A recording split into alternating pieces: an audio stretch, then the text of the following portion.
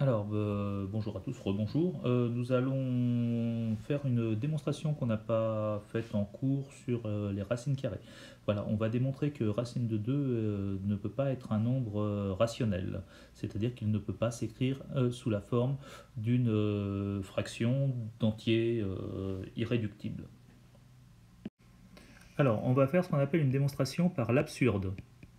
Alors, qu'est-ce que c'est qu'une démonstration par l'absurde? C'est qu'on va supposer que quelque chose est vrai, et on va voir qu'en fait il y a une contradiction, qu'on ne peut pas aller jusqu'à la fin de la démonstration, et donc on dira que ce qu'on supposait vrai ne peut pas l'être. Alors on va supposer que racine de 2 s'écrit sous la forme d'un quotient de deux nombres entiers, et que cette fraction est irréductible. Donc ça veut dire que Q ne divise pas P. Ne divise pas P. C'est par exemple 2 tiers. Mais ça ne peut pas être 4 sixièmes. Hein, ça ne peut pas être 4 sixièmes parce que 4 sixièmes, ce n'est pas une fraction irréductible. Il faut diviser le numérateur et le dénominateur par 2, donc ce qui ferait 2 tiers. Donc 4 sixièmes, c'est pas possible, 2 tiers, oui. Donc on va supposer ça. Alors on va supposer que c'est vrai, et on va regarder ce que ça donne. Alors, si racine de 2 s'écrit sous la forme d'un quotient de nombre entier, alors, eh bien, racine de 2 au carré, nécessairement, s'écrit sous la forme de ce quotient au carré. Donc, 2 s'écrit comme P carré sur Q carré. Donc, P carré, c'est égal à 2Q carré. Voilà. Et là, ça va être un gros problème. Alors on ne le voit pas tout de suite le problème, mais c'est problématique. Le fait que P carré égale 2Q carré implique que P carré est nécessairement pair. P carré est pair. Hein, puisque c'est un multiple de 2, car P carré est un multiple de 2. Et nous allons voir ce que ça impose que P carré soit pair. Alors on va faire un petit tableau. Un petit tableau, si un nombre se termine par, alors se termine par 0, par exemple 10, 100, 1000, se termine par 1, par exemple 11, 21, 31, etc. On va regarder par quoi se termine son carré. Alors c'est pas difficile, hein, il suffit de prendre le carré du nombre par lequel x se termine et puis de prendre le dernier chiffre. Alors 0, si ça se termine par 0, bah, c'est évident que le carré se termine par 0, 10 au carré ça fait 100. Hein. Donc si on prend 11, 11 fois 11 ça fait 121, 1 au carré ça fait 1, donc ça se termine par 1. Donc 2 au carré, par exemple, si vous prenez, je sais pas, 12 fois 12, 144, ça se termine par 2 au carré 4, donc là c'est 9. Alors 4 fois 4, 16, là ça se termine par 6, hein, par exemple, bah oui, 4 au carré 16, etc. Je connais pas les. Après 14, je sais pas mais bon, ça se termine par un 6. 5 fois 5, ça fait 25, donc ça se termine par un 5. Le carré d'un nombre qui se termine par 6, 6 fois 6, 36, donc ça se termine par 6. Le carré d'un nombre qui se termine par 7, 7 fois 7, 49, donc ça se termine par 9. Et le carré d'un nombre qui se termine par 8, 8 fois 8, 64, donc ça se termine par 4. Et le carré d'un nombre qui se termine par 9, ça se termine par 9 fois 9, 81, c'est-à-dire 1. Voilà, donc là j'ai les terminaisons des carrés, et là j'ai les nombres qui se terminent par. Alors je sais que P carré, j'ai un carré qui est un multiple de 2, donc P carré est pair en fait. Hein. Alors on va ensuite barrer tout ce qui ne convient pas, tous les nombres x dont les carrés ne sont pas pairs. Alors, hop, je vais prendre le stylo, je vais les barrer en vert, c'est joli. Donc 0, c'est pair. Hein, donc 0, alors je regarde bien sûr hein, cette colonne-là. Hein, je regarde cette colonne-là pour regarder quels nombres ont des carrés pairs. Alors, donc 0, On a dit que c'était bon. 1, c'est pas bon. Donc 1, hop, c'est pas bon. 4 c'est bon, c'est un nombre. 9 c'est pas bon, donc ça je vire. 6 c'est bon, c'est un nombre pair. 5 c'est pas bon, 5 c'est pas bon, donc je vire. 6 c'est bon. 9 c'est pas bon, c'est pas. 4 c'est bon. Et 1 c'est pas bon. Voilà. Donc on va refaire le tableau pour que ça soit un petit peu plus propre, rien qu'avec les nombres, les carrés pairs. Et on va regarder la propriété qui émerge. Ça y est, c'est terminé, donc j'ai tout regroupé. Alors, on s'aperçoit de quoi?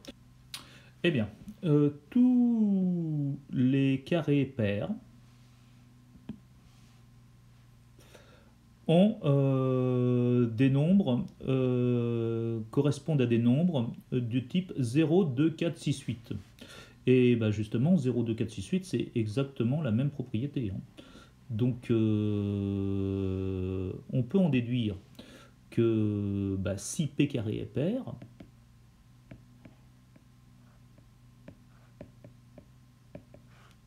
ici, alors P a la même propriété. P est pair. Voilà. Et c'est ça le gros problème, ça va être que P soit pair. Alors maintenant, on va raisonner dans l'autre sens maintenant. Si P est pair, parce que maintenant on sait que P est pair, puisque le carré de P,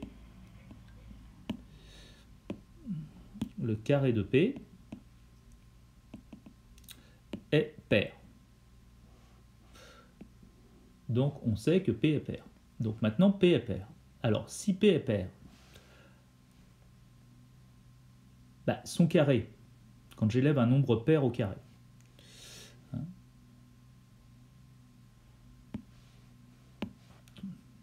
un nombre pair au carré, que donne un nombre pair au carré?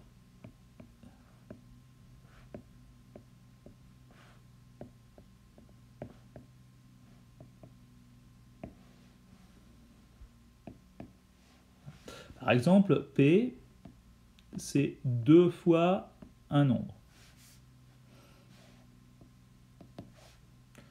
Ou K, c'est un nombre quelconque, un nombre entier. Alors, quand je vais l'élever au carré, P carré, ça va faire 2K au carré, donc ça fait 4K2. Ah, alors 4K2, ça veut dire que P carré, c'est en fait un multiple de 4. Ça, donc, P carré est un multiple de 4. Et ça va nous poser un problème. Alors, si P carré est un multiple de 4,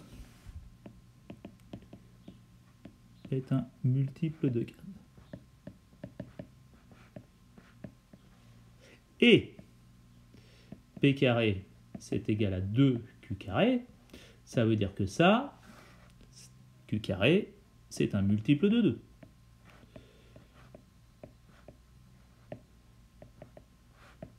Donc, Q est pair. Et Q carré est pair. Mais qu'est-ce qu'on vient de voir? On vient de voir que si un carré est pair, alors le nombre est pair. C'est ce que nous a donné le tableau ici, le tableau. Donc forcément, si Q carré est pair, alors Q est pair. Là, j'ai un problème. Là, j'ai un vrai problème, je pense que vous ne l'avez pas vu. Mais qu'est-ce qu'on avait supposé au départ? Donc, au départ de la démonstration,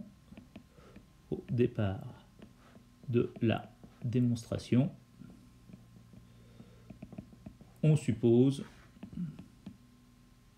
que racine de 2 s'écrit sous la forme P sur Q avec P sur Q, c'est une fraction irréductible. C'est-à-dire qu'en fait, je vous ai dit, on ne pouvait pas avoir ici de division du numérateur on ne pouvait pas réduire la fraction était déjà réduite. Or, le problème, qu'est-ce que nous venons de démontrer dans tout cela? Nous venons de démontrer que, d'une part, P est pair, et d'autre part que Q est pair. Donc, c'est une contradiction. Donc ici, en supposant cela, eh bien, P est pair et Q est pair. Donc, ce qui contredit le fait que P sur Q soit une fraction irréductible. Donc, c'est impossible par hypothèse. Impossible par hypothèse. Donc, racine de 2 ne peut pas s'écrire comme une fraction de nombre irréductible. Ainsi, racine de 2, c'est un nombre irrationnel.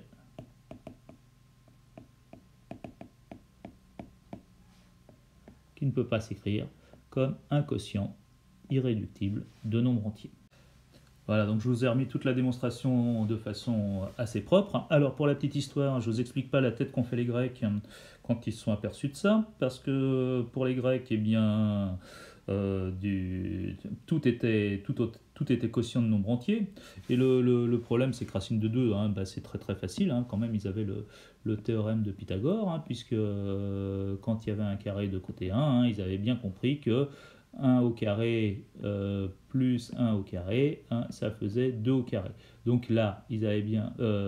et ça faisait 2, donc, pardon, pas 2 au carré. Et donc là, ils avaient bien compris que c'était un nombre dont le carré faisait 2. Donc ça, c'était bien racine de 2. Le seul problème, c'est que pour eux, tous les nombres pouvaient s'écrire comme des fractions. Donc, quand ils ont réussi à démontrer de façon assez... Enfin, vous voyez, la démonstration n'est pas très très compliquée. Quand ils ont compris que racine de 2, en fait, ne pouvait pas être le quotient de deux nombres entiers, et bien là, je ne vous explique pas la tête qu'ils ont faite. C'est un vrai problème. Ils n'avaient pas de nombre, en fait, qui correspondait à ça. Ils n'avaient pas les nombres réels, ils n'avaient pas pi, ils n'avaient pas tout ça. Ils ne savaient pas, en fait, d'où venait le problème. Voilà. Bon ben voilà, la démonstration est terminée, donc je pense que vous avez au moins saisi l'idée de cette démonstration qui nous est demandée à faire et que je n'avais pas faite jusqu'à maintenant en cours, donc je profite de cet arrêt pour vous la donner, comme ça vous pouvez la repasser, regarder s'il y a quelque chose que vous ne comprenez pas, et puis allez bien sûr me poser des questions si besoin.